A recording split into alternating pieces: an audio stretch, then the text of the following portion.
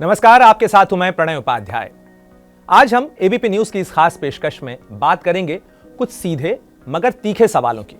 वो सवाल जो कोरोना महामारी में और भी बड़े होकर हमारे सामने खड़े हो गए हैं। सवाल जैसे, हम ये काम क्यों कर रहे हैं, कब तक करते रहेंगे, क्या इसमें कुछ बदलाव करने की जरूरत है, और अगर है तो कब और कैसे किया जाए। ये वो सवाल हैं जो आम आदमी के दिलो दिमाग से लेकर बड़ी बड़ी कॉर्पोरेट कंपनियों के सीईओज के दिमाग में भी चल रहे हैं। इन सवालों के जवाब ढूंढने की कोशिश दुनिया के बड़े बड़े एकेडमिक इंस्टीट्यूशंस में चल रही है। बड़े बड़े शोधकर्ता इन सवालों पर और इनके जवाब खोजने की कोशिश कर रहे हैं, क्योंकि ये सवाल तय करेंगे कि आखिर बदली हुई दुनिया के तौर तरीके किस तरीके के होंगे और हम किस तरीके से सरवाइव करेंगे। तो इस मामले पर आज हमारे साथ बातचीत करने के लिए एक बेहद खास मेहमान हैं, दुनिया के नामी business school, Harvard business school के प्रोफेसर रंजय गुलाटी।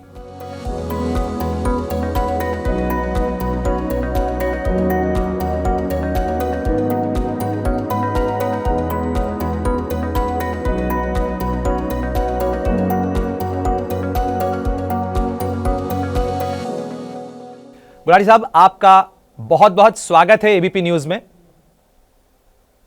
नमस्कार, मैं बहुत खुश हूं यहां से आपसे बात करने के लिए आज।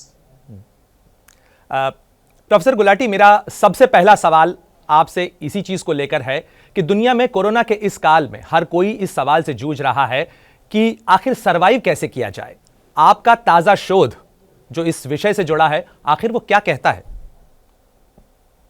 देखिए, आजकल आप देखें, अगर अमेरिका में भी या कहीं भी देखें, हर एक आदमी कोरोना के बाद या तो किसी की मृत्यु देखा है या किसी को बीमार देखा है। बहुत चीजें देखी हैं हमने 2 साल में, हमने बहुत चीजें देखी हैं और इससे देख के बहुत लोग हिल गए हैं कि भाई हम यहाँ क्या कर रहे हैं, क्यों कर रहे हैं, क्या नौकरी कर रहे हैं, तो कौन सी कंपनी में हम क्या कर रहे हैं।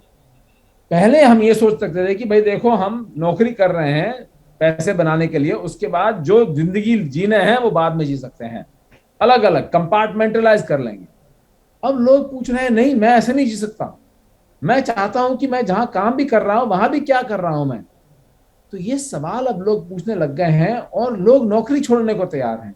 आप देखिए, अमेरिका में हम लोग बोल रहे हैं कि ग्रेट रेजिग्नेशन बोल रहे हैं लोग, कुछ लोग बोल रहे हैं ग्रेट रीअप्रेजल, कि भाई सब लोग सोच रहे हैं कि मैं क्या कर रहा हूं और क्यों कर रहा हूं, और नौकरी छोड़ने के लिए भी तैयार हूं। अब अगर आप कंपनी चला रहे हैं तो ये बहुत जरूरी सवाल आपको पूछना है कि भाई मेरे एम्प्लॉइज मेरे से ये सवाल पूछ रहे हैं तो मैं क्या जवाब दूंगा उनको। और उसके अलावा कस्टमर भी ये पूछ रहे हैं कि भाई इस वक्त कौन सी कंपनी में कौन सी कंपनी ईमानदार है जिसको हम ट्रस्ट कर सकते हैं।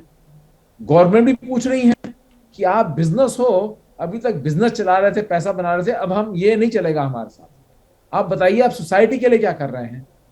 तो ये प्रेशर बन रहा है लोगों के लिए भी और कंपनियों के लिए भी। प्रोफेसर गुलाटी, आप बरसों से हार्वर्ड बिजनेस स्कूल में एडवांस मैनेजमेंट प्रोग्राम कंडक्ट कर रहे हैं। दुनिया भर के सीईओ से आप उन्हें कोचिंग भी देते हैं, आप उन्हें पढ़ाते भी हैं और साथ ही उनसे इंटरैक्ट करते रहते हैं। एक सवाल जो सबके सामने खड़ा होता है वो है कि पर्पस और प्रॉफिट, इन्हें कैसे बैलेंस किया जाए, इनमें से किसे चुना जाए।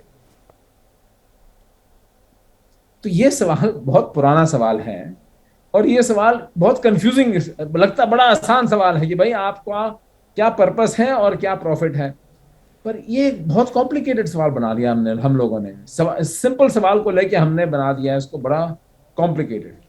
तो एक चीज तो लोग पूछ रहे हैं कि भाई बिजनेस का पर्पस क्या है सोसाइटी में, कि भाई शेयर होल्डर के लिए पैसा बनाना है या कुछ और काम भी है इनका। उसके बाद पूछ रहे हैं भाई कंपनी का क्या पर्पस है, कंपनी का क्या पर्पस है। तो लोग पूछ रहे हैं कंपनी का पर्पस क्या है, फिर लोग पूछ रहे हैं मेरा पर्पस क्या है। अब इसमें एक चीज समझने की बहुत जरूरी बात है, पर्पस और प्रॉफिट को लोग अलग करने की कोशिश करते हैं। कुछ लोग बोलते हैं भाई पर्पस तो प्रॉफिट ही है, कुछ लोग बोलते हैं पर्पस प्रॉफिट के अलावा सब कुछ है, प्रॉफिट नहीं हो सकता। दोनों आंसर जरा एक्सट्रीम लेके चल रहे हैं लोग। तो मैंने रिसर्च में जो स्टडी की कंपनी की, तो उन्होंने कैसे पर्पस बना के अपना कि भाई हमारा धर्म क्या है, हम यहाँ क्यों हैं, उस आइडिया को लेके उन्होंने प्रॉफिट कैसे परस्यू किया और सोसाइटी के लिए भी अच्छा कैसे किया। आपकी तो ताजा किताब भी इसी विषय पर है, डीप पर्पस। अब किताब का नाम मैंने रखा डीप पर्पस। पहले सोचा था सिर्फ पर्पस ही रखूंगा, फिर मुझे ध्यान आया कि लोग जो बहुत कंपनी है अपना पर्पस बना के सुनाते रहते हैं लोगों को कि कुछ मतलब नहीं है। एक बना देंगे भाई हमारा पर्पस ये है, हम दुनिया को अच्छा बनाएंगे, हम ये करेंगे, वो कुछ नहीं करते लोग। तो इसलिए मुझे कुछ ही कंपनी मिली, बहुत कम, जो सच्ची मुच्ची इस सवाल का बिल्कुल अच्छी तरह सोच रहे हैं कि भाई हमारा पर्पस क्या है और उसको लेके हम कैसे अपनी कंपनी बनाएं जहां प्रॉफिट भी है हमारा और उसके अलावा हम जो करना चाहते हैं वो करें। इसलिए आपको डीप पर्पस नाम रखा मैंने। कुछ कंपनी मेरी ज्यादा से ज्यादा शैलो पर्पस कंपनी थी कि जो बिल्कुल ही हल्के काम से कर रहे थे। सर, क्या इसका कोई वाकई फर्क पड़ता है? अगर कस्टमर बेस को देखें तो क्या इन चीज़ों का फर्क पड़ता है कि कंपनी कितनी पर्पस के साथ है, अपने पर्पस पर वो कितना कायम है? आपने जितनी जो स्टडी की, जितनी रिसर्च की, जितनी कंपनियों को देखा, उनके पर्पस स्टेटमेंट्स या बिहेवियर को देखा, तो क्या निकल कर आता है? देखिए, सबसे पहले नजर आता है कि लोग, बहुत कंपनियां इसको, इस आइडिया को लेके कुछ नहीं करती हैं, शैलो पर्पस करती हैं। जैसे कहते हैं दिखावे के लिए, दिखा चलो भाई पब्लिक रिलेशन डिपार्टमेंट को बुलाओ, कुछ ऐसे बना बनू के सुना दो लोगों को, जो भी बना बताना है बता दो, और कुछ नहीं करना है। कुछ कंपनियां इस आइडिया को लेके बोलती हैं इसको लेके हम आगे कैसे चलें, इस आइडिया को लेके हम अपने स्ट्रैटेजी कैसे बनाएं, हम क्यों हैं। देखिए, आप एक सिंपल सवाल लेके चलिए, हम यहां क्यों हैं, हम यहां क्यों हैं, ये सवाल हम अपने लिए पूछ सकते हैं कि भाई मैं यहां क्यों हूं। तो कंपनी भी पूछ सकती है हम यहां क्यों हैं। और अगर उस सवाल का हम जवाब निकालने के लिए हमें सोचना पड़ेगा हम क्या प्रोडक्ट बना रहे हैं, किसके लिए बना रहे हैं, किसके फायदे के लिए बना रहे हैं, उसमें हमारा प्रॉफिट कैसे बनेगा, हमारे एम्प्लॉयज का क्या करना चाह रहे हैं हम। पर उस सवाल का जवाब निकालने के लिए जरा सोचना पड़ता है, और उस सोचने से अपने आप ही हम जो है ऑर्गेनाइज करते हैं अपने आप को कि हम यहां क्यों हैं। सर, वैसे तो हर कंपनी किसी न किसी आइडिया पर शुरू होती है, उस आइडिया के साथ पर्पस जोड़ा जाता है। आपने जितना अभी तक शोध किया, या जिन कंपनीज को अगर आप उदाहरणों के जरिए हमें समझा सकें कि आखिर कौन सी वो कंपनियां हैं जो अपने पर्पस पर कायम रह के लंबे समय तक सर्वाइव कर पाती हैं, और कई कंपनीज अच्छे आइडियाज के बावजूद भी पेरिश कर जाती हैं, डूब जाती हैं। तो देखिए, ये बड़ा अच्छा सवाल आपने पूछा। तो मैंने पहले छोटी कंपनियां देखी जहां पे जो छोटी बन करने का बड़ी बन बन गई। जैसे मेरी फैमिली की भी एक बिजनेस थी जब मैं छोटा था, तो शुरुआत से ही एकदम बड़ी बन गई, और उसमें यह एक आइडिया भी था पर एक आइडियल भी था। मतलब एक आइडिया था कि भाई हमें बिजनेस कैसे करेंगे, पर उसमें एक और बड़ी चीज भी थी कि हम यहाँ आके हम किसका बढ़ावा करेंगे। कस्टमर का फायदा होगा, सप्लायर का भी फायदा होगा, हमारा भी फायदा होगा, एम्प्लॉय का भी फायदा होगा, हम इसको कैसे बनाएंगे। तो आइडिया भी होता है और उसके इससे बड़ी भी एक चीज होती है। तो उसको लेके मैंने देखा कि छोटी कंपनी जब बड़ी हो जाती हैं वो भूल जाती हैं, बड़ी जल्दी भूल जाती हैं। अगर आप देखिए, जैसे जॉनसन, बड़ी बड़ी कंपनी भी भूल जाती हैं, पर मैंने छोटी कंपनियां भी देखी जो जैसे बड़ी हुई अपना जो रूट्स हैं वो भूल जाती हैं कि भाई हम क्यों बनाए गए थे। और काफी कंपनी मैंने देखी, जैसे अभी आप जानते हैं लेगो, सब खिलौने खेलते हैं लेगो खिलौनों के साथ। अगर आप लेगो की कहानी देखिए, एक समय वो कंपनी बिल्कुल बैंकरप्ट होने वाली थी। तो उसको जब रिवाइव किया गया तो सोचा कि भाई हम सोचना पड़ेगा कि फाउंडर ने ये कंपनी बनाई क्यों थी, जरा समझें तो जरा। क्योंकि उस टाइम पे लेगो ने एक थीम पार्क भी बना लिया था, वीडियो गेम भी बना रहे थे, कपड़े भी बेच रहे थे, तो अपना जो एसेंस था वो भूल चुके थे। अब माइक्रोसॉफ्ट को भी देखिए, सत्य नडेला ने जब टर्न अराउंड किया उसने कहा कि भाई मुझे इस कंपनी का सोल रीडिस्कवर करना है कि भाई हम क्या थे, हम क्यों थे। अगर आप स्टारबक्स का भी देखिए, हावर्ड शुल्ट्ज था, वो चले गया छोड़ के, वापस आया, उसने कहा हम क्या क्या थे। अभी इंडिया में मैंने महिंद्रा को देखा था, और आनंद महिंद्रा ने भी जब अपना पर्पस सोचा कि भाई हमारा शुरू में पर्पस क्या था, जब कंपनी शुरू हुई थी तब क्या पर्पस था, वहां से शुरू करें और फिर आगे कैसे देखें। ये नहीं कि हम पुरानी बातें में भूल जाएंगे अपने आप को। तो ये आइडिया ये है कि अगर हम सोचें कि हम यहाँ क्यों हैं, उसको लेके हम आगे का भी स्ट्रैटेजी बना सकते हैं, अपने एम्प्लॉयज को कम्युनिकेट कर सकते हैं, अपने कस्टमर्स को समझा सकते हैं कि भाई हम यहाँ क्यों हैं। पर इसको, ये लफ्ज से कुछ नहीं होता, ये वर्ड्स बनाने से ना, लोगों ने बोला भाई मार्केटिंग डिपार्टमेंट को बुलाओ, कुछ वर्ड्स बना के सुना दो लोगों को, उससे कुछ नहीं होता। Purpose is not purpose statement. ये मैं समझ चुका हूं कि लोग कंफ्यूज हो जाते हैं कि भाई ये कुछ एक लफ्ज बना दो दो चार, उसी से काम चल जाएगा। सर, आपने अपनी किताब में बड़े फ्रैंक तरीके से अपनी माँ के बिजनेस आइडिया के फ्लरिश होने और पेरिश होने, यानी उसके उठने, उभरने और डूबने, दोनों की कहानी बयां की है। तो अगर आप दर्शकों के साथ भी साझा कर सकें, आखिर आपने अपने घर में बिजनेस मॉडल को कैसे बनते और बिगड़ते देखा? तो हर एक आदमी जब किताब लिखता है ना, तो लोग आपसे ये सवाल पूछते हैं, भाई आपने एक किताब लिखी क्यों? तो मेरे से भी यहाँ पे मैंने किताब लिख दी, 3 साल लगे मेरे को लिखने में। मेरे से लोग पूछे भाई आपने ये किताब लिखी क्यों? और मैं सोच रहा हूँ मैंने ये किताब लिखी क्यों, मुझे पता नहीं, मुझे आइडिया था, मेरे को अच्छा लगा आइडिया, मैंने लिखना शुरू कर दिया। मैं इंस्पायर हो गया लोगों को देख के कि भाई ऐसे कैसे कंपनी चला रहे हैं लोग आजकल, इतनी अच्छी कंपनी सक्सेसफुल कैसे चला रहे हैं। फिर मुझे ध्यान आया कि ये आइडिया तो मेरे लिए, मेरे दिमाग में बहुत पहले से है। क्योंकि जब मैं छोटा था, मेरी मदर एंथ्रोपोलॉजिस्ट थी, उन्होंने गांव में जाके रिसर्च करी थी, इंडियन गांव में। तो उनको बहुत फैसिनेशन थी कि जो औरतें गांव में हाथ से प्रिंट बनाती हैं, वेजिटेबल कलर लेके, और बहुत सुंदर सुंदर प्रिंट बनाती हैं। तो उनका ये आइडिया था कि देखो, लोग सोचते हैं कि गांव में लोग कुछ नहीं समझते हैं इन चीजों के बारे में। उन्होंने कहा नहीं, बड़े एडवांस हैं ये लोग। तो उन्होंने वहां से कपड़ा लेके, ये 1970 की बात है जब गारमेंट एक्सपोर्ट शुरू भी नहीं हुई थी इंडिया में, कि भाई उन्होंने कहा ये कपड़ा लेके मैं वेस्टर्न क्लोथ में लगाऊंगी, ड्रेसेस में या स्कर्ट में, साड़ी में नहीं। तो उन्होंने ये बिजनेस शुरू किया, एकदम शुरू हो गया।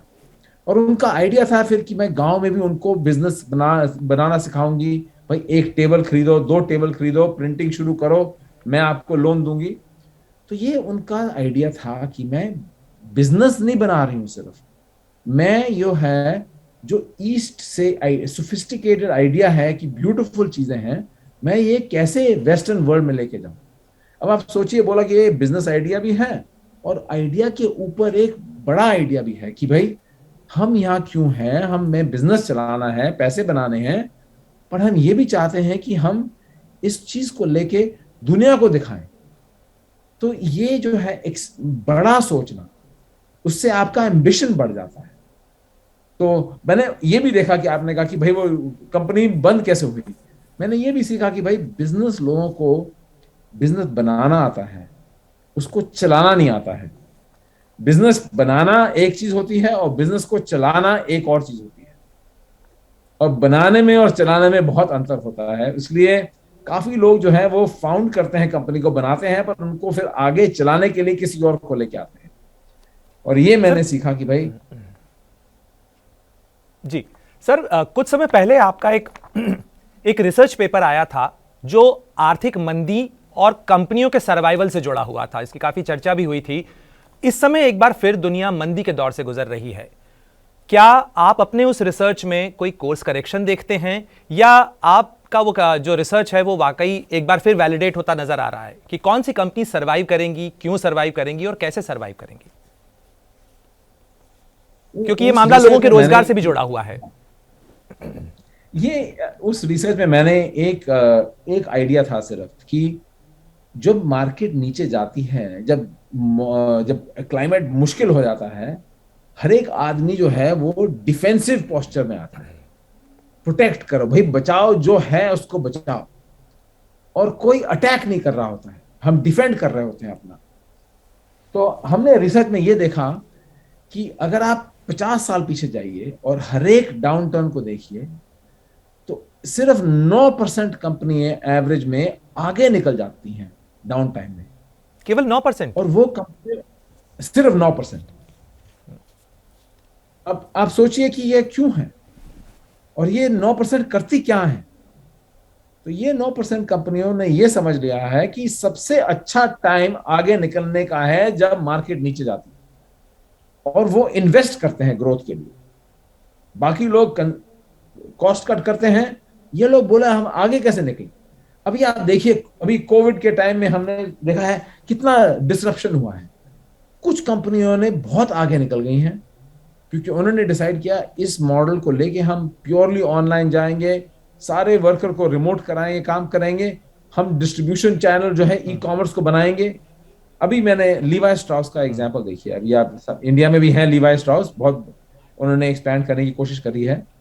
उन्होंने कहा हमारी दुकान बंद हो गई है सारी, अब क्या करें। तो बोला ठीक है हम ई कॉमर्स में जाते हैं, हम सीखेंगे कैसे, लोगों को सिखाएंगे कि कपड़े आप ऑनलाइन कैसे बना सकते हैं और कैसे ऑर्डर कर सकते हैं। लोग बोलते हैं कपड़े तो पहले पहनने पड़ते हैं, भाई ट्राई करेंगे पहले। तो कुछ कुछ कंपनियां ये कोशिश कर रही हैं कि भाई जब मौसम खराब होता है तो छाता निकाल के बाहर निकलो, ये नहीं कि हम अंदर ही बैठे रह जाएंगे।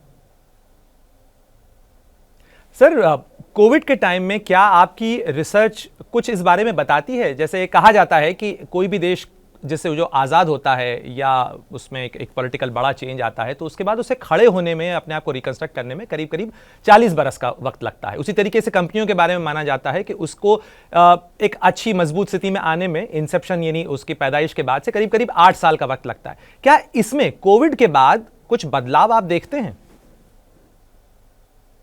बिल्कुल, मैं बिल्कुल देखते हैं। और अगर आप देखिए कंपनियों को जो बनी है, अभी जो है हर एक चीज सबसे तेज मूव हो रही है, जिसे हम कहते हैं क्लॉक स्पीड, कि हर चीज जो है बहुत फास्ट पेस। और ये कोविड की वजह से नहीं है, सिर्फ कोविड की के टाइम पे हमने देखा है डिजिटल एक्सेलरेशन, कि भाई हर एक चीज ऑनलाइन जा रही है और कस्टमर भी ऑनलाइन जा रहा है। वो बोल रहा है मैं घर में बैठा हूं, मैं बाहर नहीं जा सकता हूं, तो मैं ऑनलाइन जाऊंगा। तो हम देख रहे हैं कि एक्सेलरेशन हो रहा है, कि जब चीजें ऑनलाइन जा रही हैं उसका मतलब है कंपनी भी बहुत फास्ट पेस पे एक्सेलरेट कर रही हैं कि भाई ऑनलाइन प्ले कैसे निकालें हम। अभी आप देखिए स्ट्रीमिंग, कितनी कंपनियां आ गई हैं स्ट्रीमिंग करने के लिए। नेटफ्लिक्स वगैरह एक दो हैं, पर उसके अलावा कितने कंपनियों ने बोला हम भी इसमें ट्राई करेंगे। ऑनलाइन रिटेल बहुत हो गया है। अगर आप बिजनेस टू बिजनेस भी देखिए, इस वक्त बहुत कंपनियां कोशिश कर रही हैं कि हम इसका फायदा कैसे उठाएं, क्योंकि अगर आप डिजिटल में काम कर रहे हैं तो आपका कैपिटल इन्वेस्टमेंट बहुत कम है। तो इसका आपको फायदा उठाना है कि भाई कैपिटल इन्वेस्टमेंट के बिना अगर हम काम कर रहे हैं तो कितनी तेजी से हम कर सकते हैं। सो ये बिल्कुल आपने ठीक बोला कि एक्सेलरेशन इस वक्त बहुत फास्ट पेस हो रहा है, कि जो पहले था कि भाई हम 8 साल लगाएंगे बनाने में कंपनी के लिए, अब तो बिल्कुल नहीं, 8 साल का कोई सवाल ही नहीं है। सर, आपने टेक कंपनीज का जिक्र किया, लेकिन एक कड़वा सच ये भी देखने को मिला कि इन्हीं टेक कंपनीज ने जहां एक तरफ इस कोविड के टाइम में सबसे ज्यादा मुनाफा कमाया, तो वहीं सबसे ज्यादा लेऑफ्स भी इन्हीं कंपनियों में देखने को मिले। आपने अपनी बुक के अंदर महिंद्रा एंड महिंद्रा का जिक्र तो किया, लेकिन ऐसी बहुत सारी कंपनियां हैं। अगर हम एबीपी नेटवर्क की ही बात करें तो हमारे नेटवर्क में इस कोविड टाइम में न तो किसी का ले ऑफ हुआ, रेवेन्यू भी जनरेट हुआ। क्या आपको नहीं लगता कि इस स्टडी को थोड़ा सा भारत के परिप्रेक्ष्य में अगर बात करें तो आपको और ब्रॉडन करना होगा? और क्या हम उम्मीद कर सकते हैं कि आप अपनी बुक के अगले संस्करण में इस तरीके की जो स्टोरीज हैं उन्हें भी शामिल करेंगे? बिल्कुल अच्छा सवाल पूछा आपने। और अगर कोविड नहीं होता तो मैं इंडिया में आके और कंपनी रिसर्च कर लेता, पर क्योंकि मैं भी घर में बैठा हुआ था। पर इसका आपने बिल्कुल ठीक बोला। एक चीज बताई आपने कि इस वक्त इस टाइम ये जो है कि एम्प्लॉय गुडविल जिसे कहते हैं, कुछ कंपनियों ने बहुत गुडविल बनाया, बैंक अकाउंट में डाला उन्होंने कि भाई हमने आपका जब तकलीफ में थे तो हम आपके लिए थे। और कुछ कंपनियों ने बोला बोला बहुत पर करा कुछ नहीं। अब इसका आप सोचिए कि इसका मतलब क्या है। ये या तो आप इसको एक्शन बोलिए, भाई एक ने कुछ नहीं किया, कुछ ने नहीं किया। और आप इंडिया में भी देखिए, मैंने देखा है इंडिया में कुछ कंपनियों ने बहुत किया है और कुछ कंपनियों ने बोला नहीं किया, बोला हम पैसा बनाएंगे और जाइए, काम नहीं है इस वक्त। अब आप सोचिए कि हम किस तरह की कंपनी बनाने की कोशिश कर रहे हैं। कुछ कंपनियां हैं जहां पे हर चीज ट्रांजैक्शन है, हर चीज में हर एक आदमी बोल रहा है मैं यहाँ काम करने आया हूं, पैसा दो, मैं काम कराओ मेरे से। और वहां भी काम अच्छा चलता है। कुछ कंपनी है जहां लोग बोलते हैं कि भाई मैं यहाँ पे जी जान देने को तैयार बेशक नहीं हूं, पर मैं बिल्कुल काम करूंगा अच्छी तरह से, बिल्कुल जितना मेरे से हो सके। हम उनसे कहते हैं इंस्पायर्ड वर्क। कुछ लोग होते हैं भाई बिल्कुल आके हाँ काम करा लो, पैसे ले लो, पैसे दे दो। अब आप सोचिए हम किस तरह की कंपनी बनाने की कोशिश कर रहे हैं और किस तरह के एम्प्लॉय चाहिए हमें। कितनी, अगर आप डेटा देखें तो डेटा दिखाता है कि जो इंस्पायर्ड वर्कर हैं वो 2 गुने से ज्यादा प्रोडक्टिव हैं सेटिस्फाइड वर्कर्स। सो आप सोचिए आपको क्या कंपनी बनानी है, और आजकल के टैलेंट टाइम में आपको किस तरह का टैलेंट चाहिए है।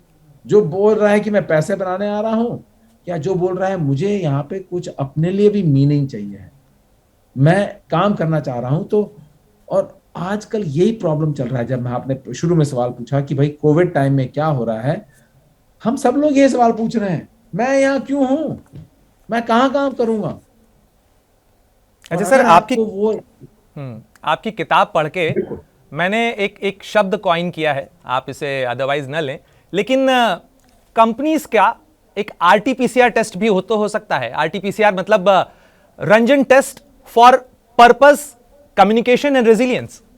तो ये Ranjan test for purpose communication and resilience क्या हो सकता है जो किसी भी कंपनी में आप जैसा जो एकेडमिक है, एकेडमिशियन है, वो लगाएगा, जिससे पता चलेगा कि ये कंपनी सरवाइव कर सकती है या नहीं कर सकती है। बहुत अच्छा सवाल आपने पूछा। आपको तो बिल्कुल एकेडमिक बनना चाहिए था। हाँ, मैं सोच रहा हूँ। बट ये बिल्कुल आपने अच्छा सवाल पूछा, और ये सवाल आजकल आप बहुत लोग पूछ रहे हैं। आप देखिए इन्वेस्टर पूछ रहे हैं, वो ईएसजी स्कोर मांग रहे हैं कंपनीज का। आप देखिए ब्लैक रॉक में सीईओ ने बोला कि भाई मुझे आपका पर्पस सुनना है, बताइए आपका पर्पस क्या है, क्योंकि वो सोच रहे हैं कि भाई लॉन्ग टर्म वैल्यू कंपनी वो होगी जो इसका पर्पस होगा। तो ये सवाल आजकल लोगों ने, अभी इस वक्त एडवांस बहुत कम है इसमें, क्योंकि अभी सिर्फ ये है कि बताइए अपना पर्पस क्या है, तो उसमें कुछ दम नहीं है। सिर्फ पूछ रहे भैया बताओ जरा, कुछ बता तो दो ना कि है कुछ कि नहीं है। तो एक तो कुछ ये light weight, I would say light काम कर रहे हैं। कुछ लोग बहुत आगे जा रहे हैं इसमें। तो अमेरिका में कुछ स्टेट्स में अभी एक नया इनकॉर्पोरेशन तरीका है कंपनी का, बेनिफिट कॉर्पोरेशन। सो बेनिफिट कॉर्पोरेशन में इनकॉर्पोरेट कंपनी जब करती है तो उसमें फॉर्मली वो कमिट करते हैं कि भाई हमारा जो पर्पस है serving all stakeholders in society. तो लिस्ट करते हैं legal obligation, board of directors को भी उसका अप्रूव करना पड़ता है, उनका वो जॉब है। तो हर एक तरह के लोग हैं इसमें। अब आप मेरे से पूछेंगे भाई एकेडमिक है, आपने क्या निकाला है।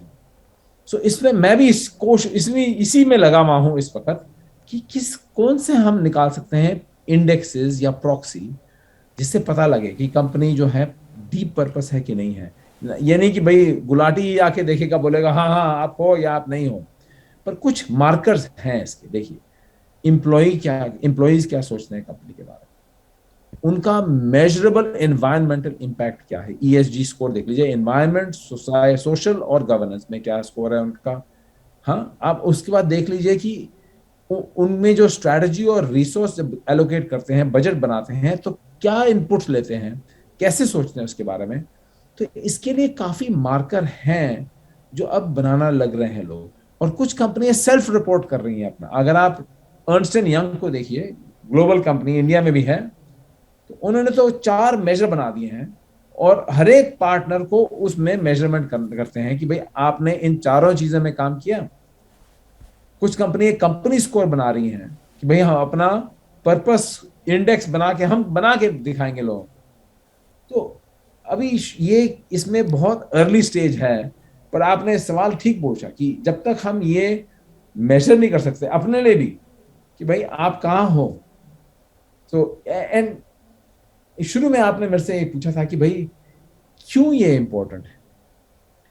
आप देखिए इंडिया में हमारा एक वर्ड है धर्म, और हम कहते हैं कि जिसका धर्म है उसके दिमाग में बिल्कुल क्लैरिटी है कि भाई मैं यहां क्यों हूं, मैं क्या कर रहा हूं, क्यों कर रहा हूं। उसको कंफ्यूजन नहीं है कि भाई मैं आगे कैसे चलूंगा और उसको कंफ्यूजन नहीं है कि भाई मैं क्या करूंगा क्या नहीं करूंगा। ये सेम आइडिया लेके आप कंपनी को भी सोच सकते हैं कि भाई कंपनी का धर्म क्या है, क्यों है हम यहां पे। और अब कंपनी थोड़ा कॉम्प्लिकेटेड है, बट उसके लिए भी यही सवाल पूछ सकते हैं हम। बट इसका मेजरमेंट क्या है, ये बड़ा मुश्किल काम है। आप सोचिए कि भाई कैसे मैं आपका इंटेंशन मेजर करूं, बट करना पड़ेगा। प्रोफेसर गुलाटी, करना पड़ेगा का जो सवाल है वो वाकई में भारत की अर्थव्यवस्था के सामने भी इस समय आ रहा है। और प्रधानमंत्री मोदी कहते हैं कि 5 ट्रिलियन की इकोनॉमी भारत को बनना है। भारत के बारे में काफी प्रॉमिसिंग बातें कही जाती हैं, उम्मीद भरी बातें हैं।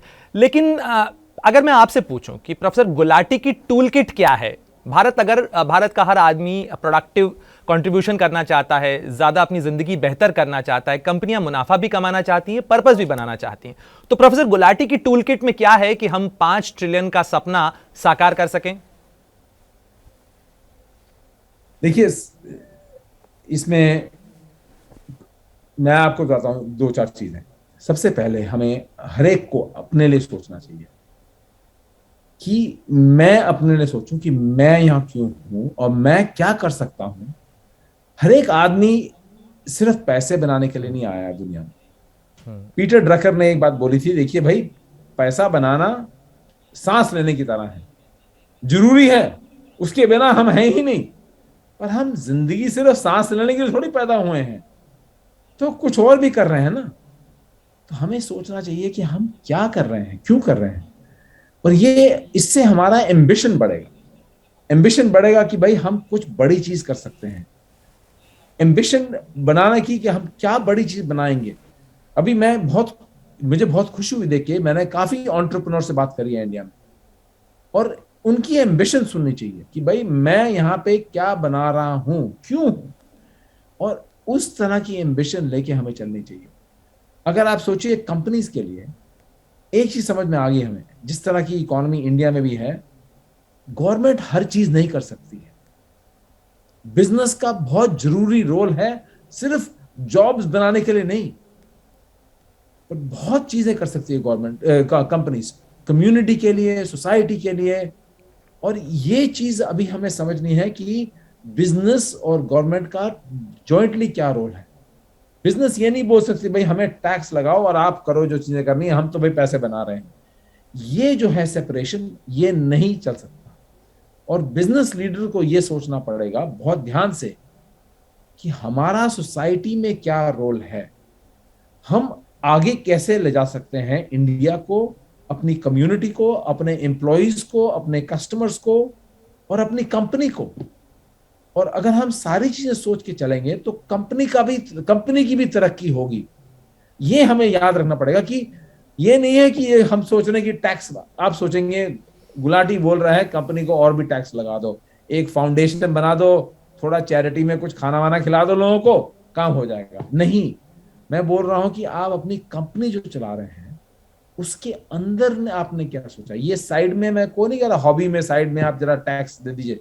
मैं कह रहा हूं आप अपनी कंपनी जो प्रोडक्ट बना रही है, सर्विस बना रही है, उससे क्या फायदा कर सकते हैं। मैं आपको बहुत सिंपल एग्जांपल देता हूं। मेरे घर में अभी एक इंस्पेक्टर आया था। यहाँ पे करते हैं वो घर का इंस्पेक्शन कि भाई आपके घर में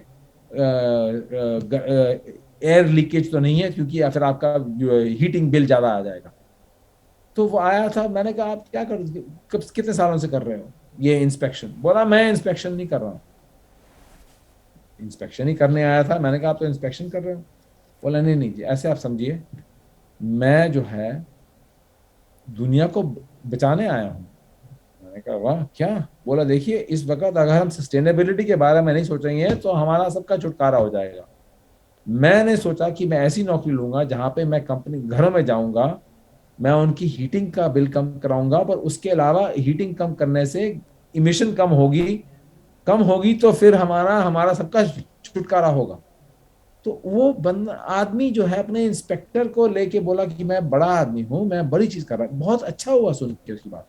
हम सबको सोचना चाहिए भाई हम कैसे अपने आसपास जो दुनिया है उसको एडवांस कैसे कर सकता हूँ।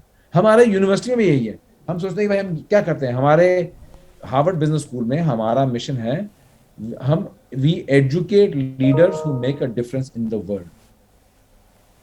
हम जो लीडर्स दुनिया को आगे ले जाएंगे, हम उनको पढ़ाते हैं। अब मेरे लिए वो बहुत मीनिंगफुल है। आप बोलो यहाँ तो आप बड़ा पढ़ाते हो, बस खत्म, और क्या? नहीं नहीं, मैं पढ़ाता हूं उन लोगों को जो लीडर्स हैं, जो दुनिया को आगे ले जाएंगे।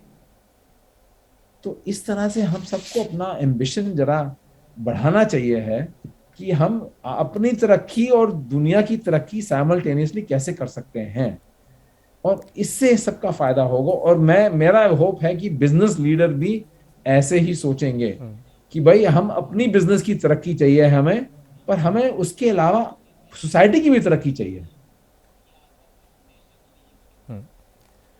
सर, आप तो दिल्ली में पढ़े हैं, दिल्ली में रहे।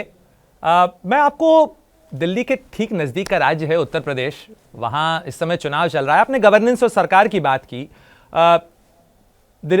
चुनाव के दौरान पॉलिटिशियंस, खासतौर पर मुख्यमंत्री अगर योगी आदित्यनाथ की बात करें तो इस समय जो सीएम हैं वो ये कह रहे हैं कि चुनाव जीत कर आ जाएंगे तो वो उत्तर प्रदेश को, जिसकी आबादी 20 करोड़ से ज़्यादा है, यानी यूरोप के कई मुल्कों से ज़्यादा है अगर उनकी कलेक्टिव आबादी देखी जाए तो भी, तो उसे वो 1 ट्रिलियन की इकॉनमी बनाएंगे। ये प्रॉमिसेस हैं या आपको ये पर्पस स्टेटमेंट लगता है? और अगर ये लगता है तो इसमें क्या करने की जरूरत है, जिसमें सरकार और बिजनेस दोनों की बात आपने की, तो क्या कॉम्बिनेशन बन सकता है इसमें? तो देखिए, इसमें एक सवाल में आपने जो पूछा, हम एक कंफ्यूजन रहती है लोगों की, भाई लक्ष्य जो होता है या धर्म होता है, अलग चीज है ये। मैं लक्ष्य बना सकता हूं कि भाई मैं इतना बनाऊंगा, मैं पहाड़ी चढ़ूंगा, मैं वहां जाऊंगा, ये लक्ष्य होते हैं। तो अच्छी बात है, लक्ष्य होना चाहिए, हर एक को लक्ष्य बनाना चाहिए और एम्बिशियस लक्ष्य होना चाहिए कि हम करेंगे ये।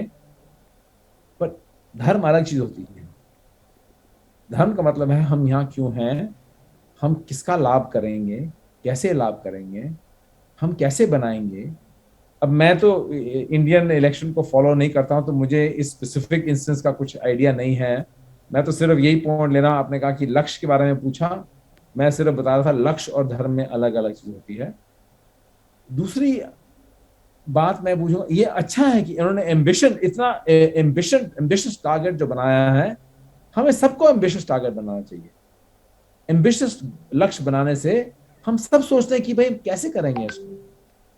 पर इसमें एक और चीज भी है कि इसमें बिजनेस का रोल क्या होगा।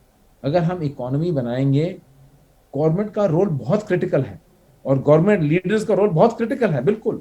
और जब वो सपोर्टिव है तो फिर बहुत अपॉर्चुनिटी हो जाती है।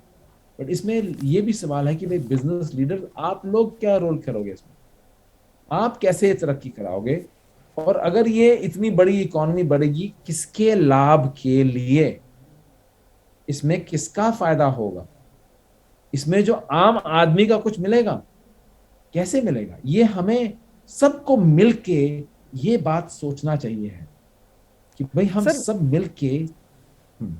सर, आपने अपनी जो पिछला रिसर्च पेपर था जिसे मैं पढ़ रहा था, उसमें आपने कहा कि सरकारी कंपनियों के सर्वाइवल का रेट बहुत कम होता है। भारत जैसे विकासशील देश में डिसइन्वेस्टमेंट को लेकर लंबे समय से बहस चल रही है, सरकार अपना स्टेक कम करना चाहती है, उसको लेकर रेजिस्टेंस भी होता है, लोगों में फियर है, पॉलिटिकल मुद्दा भी बनता है। आखिर आपने जो भी रिसर्च किया उसमें ये क्यों पाया कि सरकारी कंपनियां सर्वाइव नहीं कर पाती हैं? सरकारी कंपनियों में आप देखिए तो 2-4 चीजें सोचनी पड़ती हैं। सबसे पहले तो एक इंसेंटिव मिसअलाइनमेंट होता है कि भाई सरकारी कंपनियों में लक्ष्य बनाना बड़ा मुश्किल है कि भाई प्रॉफिट बना रहे हैं या गवर्नमेंट के लिए कर रहे हैं या सोसाइटी के लिए कर रहे हैं, तो कंफ्यूजन हो जाता है कंपनियों में कि भाई हमारा टारगेट क्या है। उसके अलावा क्या हो जाता है कि भाई परफॉर्मेंस मैनेजमेंट जो है, जिसे कहते हैं कि भाई हम कैसे लोगों को इंसेंट करें, गाइड करें कि भाई परफॉर्मेंस अच्छी है कंपनी के लिए, वो प्रॉब्लम आ जाता है। उसके अलावा जो है, अगर आप समझिए कि जो इसमें एक बहुत बड़ी प्रॉब्लम आ जाती है सरकारी कंपनियों में, किसके लिए कंपनी काम कर रही है, एम्प्लॉय के लिए या कस्टमर के लिए। और ये टेंशन बहुत कॉमन है एक्चुअली कि भाई किसके लिए कंपनी काम कर रही है। और बहुत लोगों ने इसमें स्टडीज करी हैं और लोग बोलते हैं कि इस ज्यादा से ज्यादा गवर्नमेंट को प्राइवेट सेक्टर से बाहर निकलना चाहिए। अगर आप सिंगापुर को देखिए, सिंगापुर का जो जो गवर्नमेंट है, उनके पास पैसे हैं, वो स्टॉक मार्केट के थ्रू इन्वेस्ट करते हैं कंपनीज में या प्राइवेटली स्टेक लेते हैं कंपनी में, पर वो गवर्नमेंट ओन्ड कंपनी नहीं, बहुत कम लेते हैं, क्योंकि ऐसे ही समझ गए हैं लोग कि भाई गवर्नमेंट को कंपनी चलाना उनका नहीं आता है, वो उनका स्ट्रेंथ नहीं है। हमें मैनेजरियल टैलेंट चाहिए है जो सरकारी जो कंपनी चलाने के लिए है, वो ज्यादातर गवर्नमेंट में नहीं होता है। तो एक टैलेंट का बात है, एक इंसेंटिव की बात है, और तीसरी एक और बात है, इन्वेस्टमेंट की बात है, क्योंकि इन्वेस्टमेंट आजकल कंपनी को बढ़ाने के लिए इन्वेस्टमेंट डॉलर भी चाहिए हैं। अब क्वेश्चन है, गवर्नमेंट के पास इतना इन्वेस्टमेंट डॉलर जरूरी नहीं, रुपए नहीं होते हैं। प्राइवेट सेक्टर के अंदर अगर आइडिया अच्छा है तो आपको बहुत इन्वेस्टमेंट मिल सकती है। तो या इन्वेस्टमेंट भी नहीं है, इंसेंटिव भी नहीं है, कॉम्पिटेंस भी नहीं है, तो सोचिए कि गवर्नमेंट को चलाना चाहिए कंपनी या प्राइवेट सेक्टर को चलाना चाहिए। यानी अगर कहा जाए कि ये कहा जाता है कि सरकार को जो न तो ट्रेन चलाना चाहिए, ना हवाई जहाज चलाना चाहिए, ना होटल मैनेज करना चाहिए, बल्कि उसे रेगुलेटरी फ्रेमवर्क पर रहना चाहिए और उसे गवर्नेंस पर ध्यान देना चाहिए, और इन जो सेवाएं हैं या जो सीधे डिलीवरी है वो निजी हाथों में दी जानी चाहिए। क्या आप इस बात से सहमत हैं? मैं इस बात से बिल्कुल सहमत हूं, पर इसमें आपने एक जरूरी बात बोली कि गवर्नमेंट का रोल है, बहुत जरूरी रोल है। जो गवर्नमेंट का रोल जो है वो फ्रेमवर्क बनाना, रेगुलेट करना, वो बहुत जरूरी रोल है। गवर्नमेंट का रोल ये भी है कि जब प्राइवेट सेक्टर से इन्वेस्टमेंट नहीं होती है, तब गवर्नमेंट सेक्टर को, हम कहते हैं कि जब मार्केट्स क्लियर नहीं हो रही हैं, कुछ कुछ चीजों में मार्केट्स में इन्वेस्टमेंट नहीं होती चीजों में, कि भाई रेलवे ट्रैक बनाना है, वहां पे हमें वहां रेल चाहिए है, और बिजनेस बोल रही है वहां पे डिमांड इतनी अच्छी नहीं है, हमें नहीं बनाना वहां पे ट्रैक, तो फिर गवर्नमेंट को स्टेप इन करना पड़ेगा। ये नहीं है कि भाई हाथ धो के बैठ गए हम, बिल्कुल। तो गवर्नमेंट का रोल है, बट इसे कहते हैं लाइट टच, हल्का हल्का टच, और रेगुलेट करो, और जहां इंटरवेंशन चाहिए वहां करो, पर ज्यादा ये नहीं कि हम चलाएंगे। हम ये समझ गए हैं कि गवर्नमेंट से बिजनेस चलाना इतना उनके स्ट्रेंथ में नहीं होता है। आप कहीं भी देख लीजिए कि बहुत मोस्ट जगह जहां गवर्नमेंट ने अपना रोल कम किया है और रेगुलेटरी फ्रेमवर्क जैसे आपने बोला बनाया है, तो उससे उस पर वो पार्टनरशिप में होना पड़ेगा। अब कैसे करेंगे आप, वो आपको सोचना चाहिए।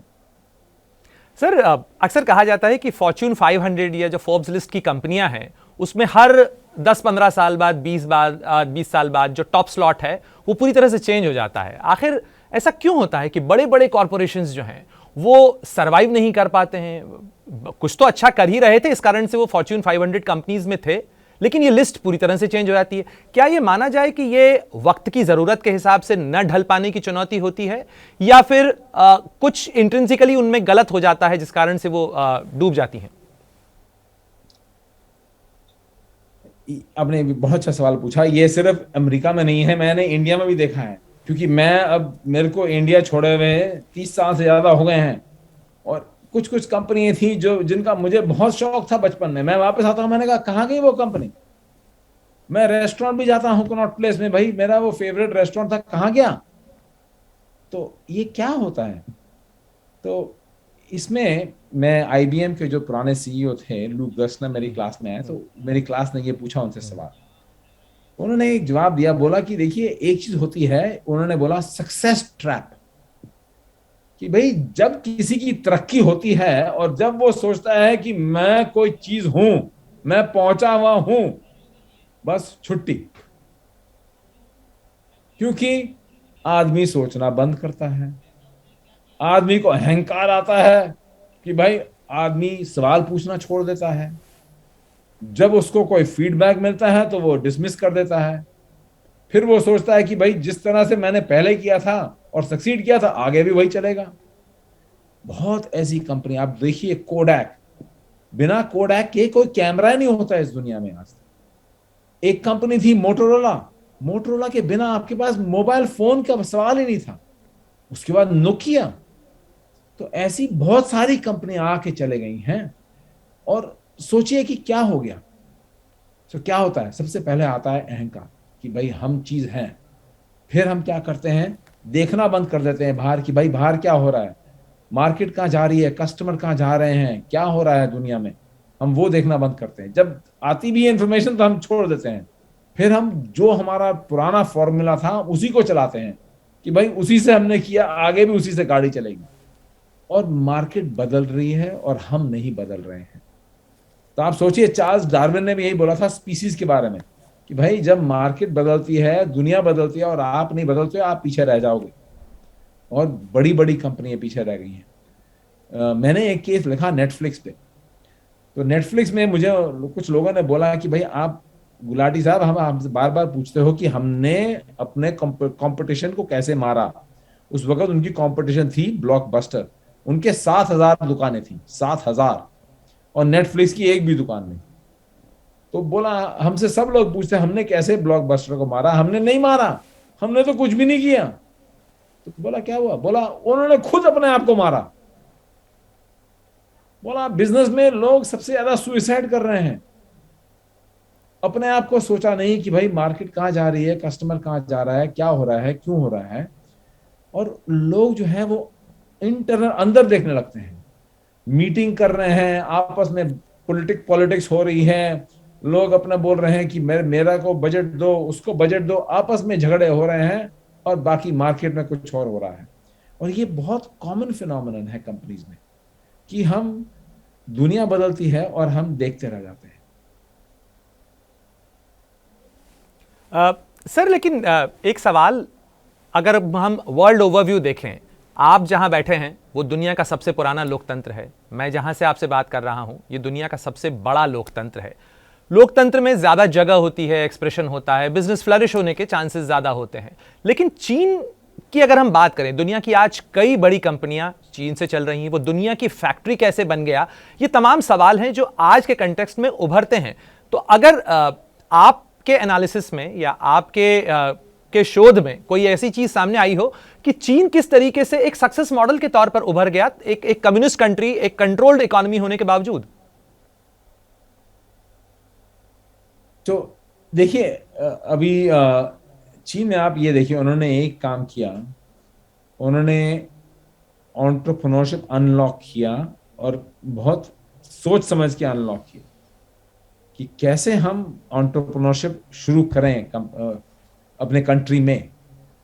और उसके अलावा उन्होंने गवर्नमेंट का सपोर्ट दिया कि भाई हम करेंगे।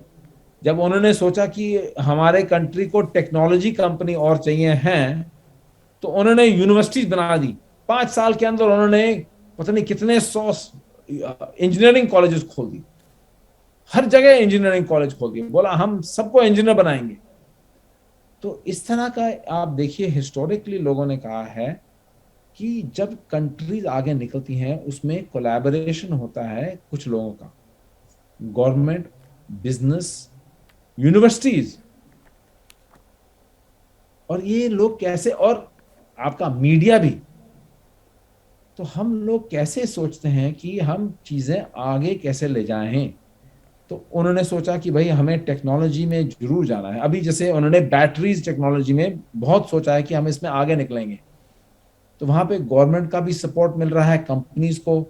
तो ये इस तरह से जो स्ट्रेटेजिकली सोचते हैं कि भाई कहाँ फ्यूचर है, कौन सी इंडस्ट्रीज में फ्यूचर है, हमें उस इंडस्ट्री में होना चाहिए है, हमारे कंट्री में वो कैपेबिलिटी है कि नहीं है, हम कैसे यूनिवर्सिटीज को लगाएं कि हमें इंजीनियर उस सब्जेक्ट में चाहिए हैं, और कैसे बिजनेस को उनसे मिलाएं कि आप भी इन्वेस्ट कीजिए इस एरिया में ताकि हम सब लोग आगे निकलें। तो सर ये थोड़ा उन्होंने प्रोग्राम है। सर एक चैलेंज जो है वो अक्सर देश की बात करें या कंपनी की बात करें, कंपार्टमेंटलाइजेशन का आ जाता है। हम दायरे बांध देते हैं और वो दायरे बाद में बेड़ियां बन जाते हैं। इस कंपार्टमेंटलाइजेशन को आपने जो डीप पर्पस की अगर हम बात करें, तो डीप पर्पस को डिफाइन करने से ये कंपार्टमेंटलाइजेशन कैसे टूट सकता है?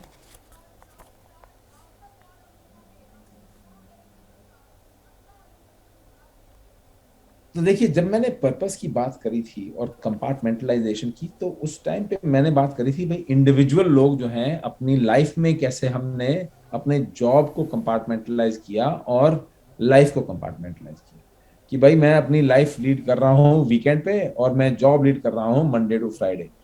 आप ये चीज को, आइडिया को लेके आगे भी ले जा सकते हैं, जैसे आप बात कर रहे हैं कि भाई बिजनेस का पर्पस है अगर अपनी कंट्री और अपनी कम्युनिटी को आगे ले जाना। ये आइडिया ऐसे नया नहीं है। अगर आप सोनी को देखिए, जब सोनी वर्ल्ड वॉर 2 के बाद जब फिर शुरू हुई है, तो फाउंडर ने क्या बोला, बोला कि हमारा पर्पस है कि हम दुनिया को दिखाएं कि Japanese companies high quality product बना सकती हैं। अब मात्सुशिता को देखिए, जिन्होंने पैनासोनिक शुरू किया, उन्होंने भी बोला हम कंपनी बना रहे हैं अपने देश को आगे ले जाने के लिए। अब हमारे लोग जो हैं भूखे मर रहे हैं, हम उनको आगे ले जाने के लिए हम भी पैसा बनाएंगे। तो ये जो है आइडिया कि हम अपने कंपनी को बना रहे हैं तरक्की के लिए, बिल्कुल, पर हम ये भी सोच रहे हैं कि जब कंपनी का आगे निकलेगी तो हमारा देश का भी आगे फायदा होगा। अब इनको कनेक्ट करना इतना आसान काम नहीं है, और कुछ लोग समझते नहीं है इस बात को। वो सोचते हैं कि भाई अपनी तरक्की सोचो, बाकी होता रहेगा, देखेंगे कैसे होता है। पर आजकल जो एम्प्लॉय है वो भी ढूंढ रहा है कि मैं ऐसी कंपनी में जाऊं जहां पे लीडरशिप बड़े सोच रहे हैं कि हमें दुनिया को आगे कैसे ले जाए। अगर हम अपने एनवायरनमेंट को बचाना चाह रहे हैं, अपने कम्युनिटी को आगे तरक्की ले जाना चाह रहे हैं, अपने एम्प्लॉयज का ख्याल रखेंगे, कस्टमर का ख्याल रखेंगे, तो हमारी भी तरक्की हो सकती है। ये जो विन विन एटीट्यूड है कि भाई अगर हम दूसरों की सोचेंगे तो हमारा भी फायदा ही होगा। आइडिया पता आसान नहीं है, लोगों के लिए समझ नहीं आता। लोगों को सोचते हैं कि भाई नहीं, अपनी सोचो, बाकी बाकी सोचेंगे। ये समझ में नहीं आता लोगों को। पर अब जो है एम्प्लॉइज मोर डिमांडिंग है, कस्टमर भी मोर डिमांडिंग है, गवर्नमेंट भी मोर डिमांडिंग है। तो अगर कंपनी खुद नहीं करेंगी तो डंडा खा खा के करेंगी फिर। तो यही बात है सर। कंपनियां भी एक ऑर्गेनाइजेशन होती हैं, संगठन होती हैं। देश भी एक किस्म का संगठन होता है, बहुत सारे लोग उसमें होते हैं, अलग अलग काम करते हैं। अगर हम भारत की तुलना भारत के ही साथ आज़ाद हुए कुछ मुल्कों से करें, जैसे साउथ कोरिया है, भारत और साउथ कोरिया की आज़ादी लगभग एक ही समय पर हुई। लेकिन क्या आपको लगता है कि पर्पस की डेफिनेशन और उस पर्पस के अराउंड लोगों को रैली अराउंड करने की कोशिश में कहीं कोई अंतर है, जिस कारण से इकोनॉमिक पैरामीटर्स पे या आर्थिक इंडाइस पे अगर हम देखें तो साउथ कोरिया इस समय पर कैपिटा इनकम में कहीं ज्यादा है बजाय भारत के? अच्छा सवाल पूछा आपने, बट उसमें ये कंपैरिजन जरा फेयर कंपैरिजन नहीं है। साउथ कोरिया और इंडिया का साइज में बहुत फर्क है। इंडिया में डाइवर्सिटी भी बहुत है। अब देखिए, जो इंडिया को चलाना में कॉम्प्लेक्सिटी बहुत ज्यादा है कंपेयर साउथ कोरिया के कंपैरिजन में। हमारे पास जो इतने डाइवर्स स्टेट्स हैं, अब उसमें एक चीज है, जितनी भी ज्यादा डाइवर्स उतना मुश्किल काम है लीडर का कि सबको साथ कैसे लेके आगे चले। जब सब लोग एक ही तरह के होते हैं, आप देखिए जापान, साउथ कोरिया, ये ज्यादातर मोर होमोजेनस सोसाइटीज हैं, तो वहां भी बहुत डिफरेंसेस हैं। आप देखिए साउथ कोरिया में बहुत पॉलिटिकल डिफरेंसेस हैं, बहुत लड़ाई झगड़ा होता है वहां पे भी। बट जितना भी ज्यादा हमारा ethnic diversity, religious diversity, language diversity, cultural diversity बहुत ज्यादा है इंडिया में, तो सबको साथ ले जाना मुश्किल काम है। तो इसलिए मैं ये नहीं कह रहा कि इंडिया क्यों पीछे रह गया, बट मैं सोच रहा हूँ कि मैं कह रहा हूँ कि ये मुश्किल काम है, इंडिया को गवर्न करना मुश्किल काम है। तो ये कोई आसान काम नहीं है कि सबको इकट्ठा साथ आगे ले जाने के लिए।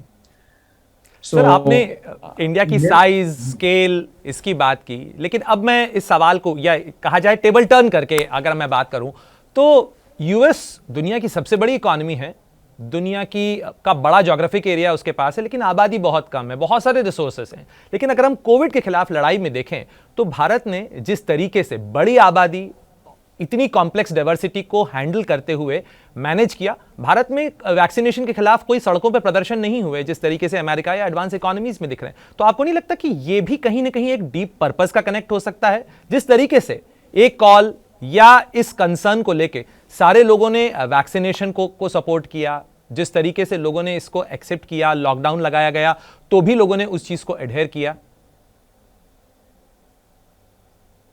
आपने बड़ा अच्छा सवाल पूछा। अब मेरे हिसाब से ये कोविड के टाइम पे हमने बहुत अच्छा बिहेवियर भी देखा है और बहुत खराब बिहेवियर भी देखा है।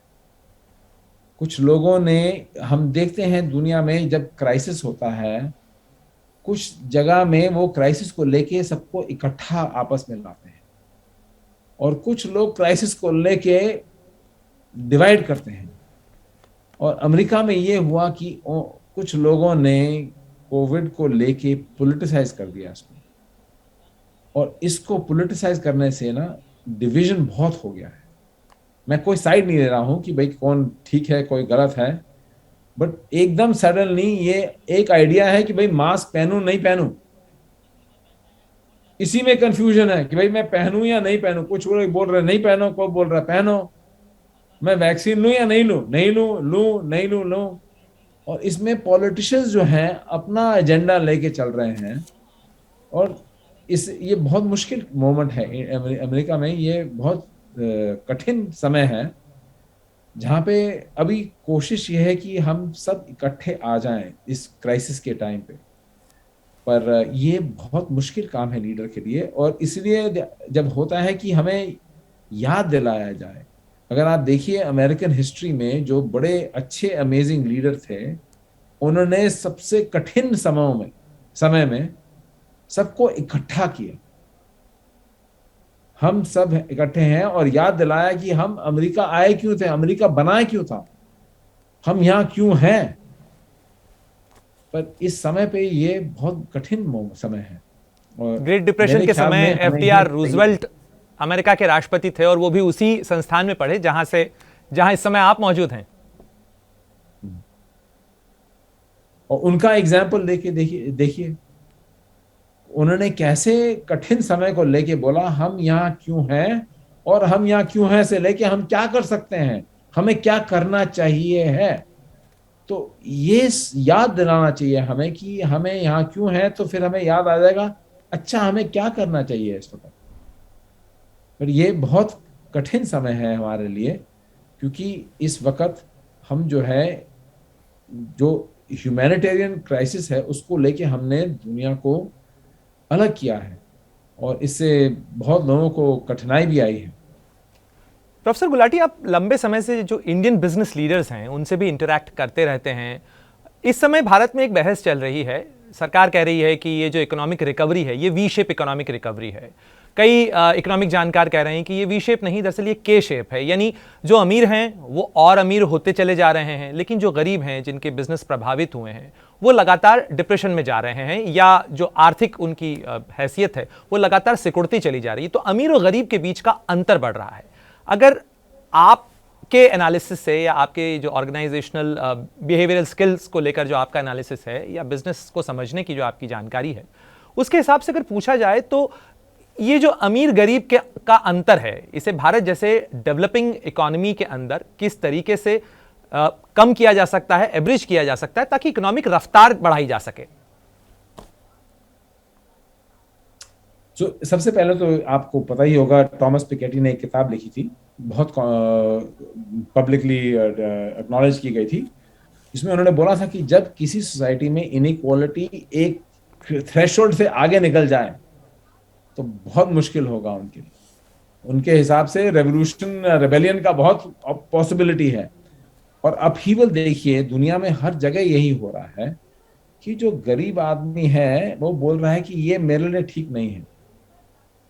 आप बोले नहीं हमने तो लेबर मार्केट का वेजेस है, बोला मुझे मार्केट से कोई लेना देना नहीं है, मुझे ये बिल्कुल एक्सेप्टेबल नहीं है। तो अभी जो है इनइक्वालिटी इस वक्त हमें समझने की कोशिश करनी चाहिए कि बिजनेस का काफी रोल है इसमें है, क्योंकि हम जो है वेजेस सेट करते हैं, और अगर हमारा वेज इनइक्वालिटी अगर सोसाइटी में आ रहा है तो उसका मतलब है कंपनियों के थ्रू ही आ रहा है। तो इसका मतलब है हमें क्या करना चाहिए इसके बारे में। और इनइक्वालिटी बिल्कुल आपने ठीक बोला बढ़ रही है, और अमीर अमीर हो रहे हैं और गरीब गरीब हो रहे हैं। और हम बोलते रहते हैं ट्रिकल डाउन होगा, ट्रिकल डाउन होगा, वो ट्रिकल डाउन नहीं होता है।